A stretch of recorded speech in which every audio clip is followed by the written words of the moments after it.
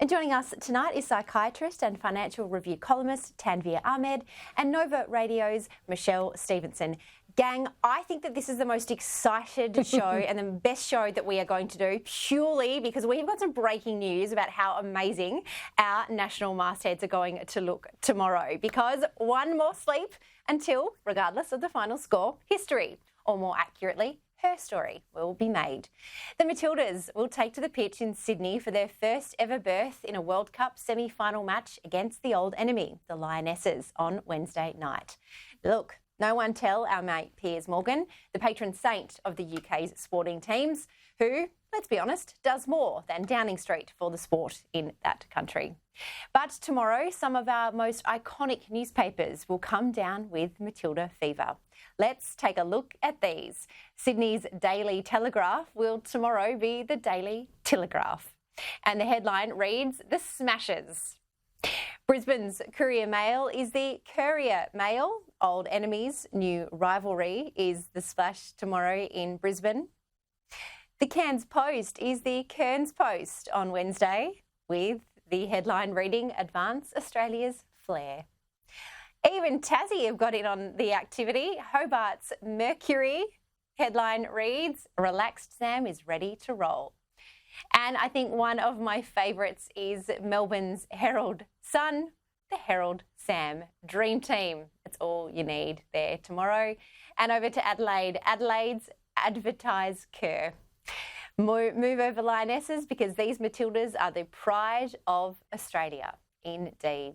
Look, speaking of South Australia, while Premier Peter Malinauskas quashed the idea of a special public holiday if Australia go all the way.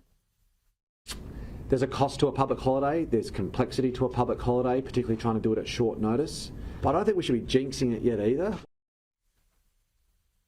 On Tuesday, his government instead pledged $28 million for dedicated female sporting facilities. The South Australian government has now become the first to answer calls from Football Australia for crucial facilities spending, including an $18 million grant program over 3 years for female-specific sporting facilities and enhancements. Of that, $10 million will be designated for soccer, with Football South Australia matching the funds with grants from Football Australia and other levels of government. Speaking of other levels of government, it follows opposition leader Peter Dutton's backing of a $500 million sporting infrastructure fund for grassroots sports if the coalition are successful at the next federal election. Our announcement is $250 million that we believe can help local clubs, like the one that I'm at now, where girls are getting changed in the car park, they don't have shower facilities, adequate toilets, etc. And we think the state and territory governments could match that, and also we're asking that a contribution of 20% be made from the clubs as well. And even the national broadsheet, The Australian, are getting in on the action. Nation's destiny written in the stars. Try the suburbs and the bush is the headline on The Australian tomorrow, because Matilda's coach Tony Gustafsson talks about his team's story being written in the stars. When you look at what's written on their birth certificates, you can see that their journeys began at places far less glittering than the humbleness of home. Meanwhile, over to the Sydney Morning Herald, history for the taking. There is a beautiful illustration there by John Shakespeare. Basically, this is the next generation's Cathy Freeman moment.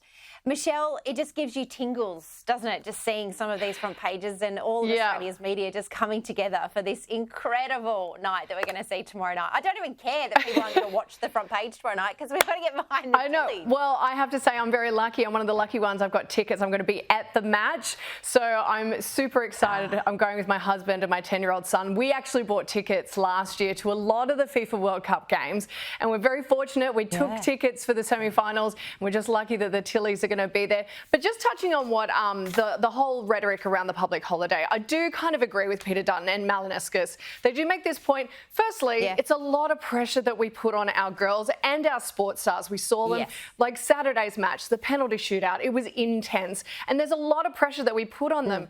But this whole idea of a public holiday, yes, I do think they should be celebrated, but we do need to put funding where it's needed most, and we do need to invest in more and better facilities, particularly in the bush. So I do agree with Dutton on that. Yeah, indeed. Tanvir, over to you. You've got little ones. Are your girls and young ones interested in sport? And if they weren't before, are they now? Well, absolutely. I was rushing around trying to find jerseys. A lot of schools around the country are having jersey days tomorrow. And it was an absolute rampage. It was a stampede at some of these sports stores. I had to get mine from Lowe's, a fake one, but it'll do. And there's Sam Kerr mask. I've just texted a photo of tomorrow's paper to my girls. So it's absolute excitement. Look, soccer's always had the most potential to unite the country, whether it's the multicultural side. And I think being a female soccer now, I think it adds another dimension. There's all these people who do not give one iota about sport usually. And everyone's on the bandwagon for this one. And can I just say as well, what was really interesting was a friend of mine, a male friend, he went to buy a jersey and he goes, but they only come in female sizing and that they're made for female bodies. I'm like, well, welcome to being a female, and every time we want to buy a jersey for a male sporting team, they're not fitted properly. Yeah, exactly. Exactly. Look, it's all fun and games, and we'll have the result for you tomorrow night regardless. But I just think it's a great initiative that the News Corp mastheads have taken tomorrow. You can, of course, buy all of those Metro mastheads and grab a Sam Kerr poster tomorrow. Long live the newspaper.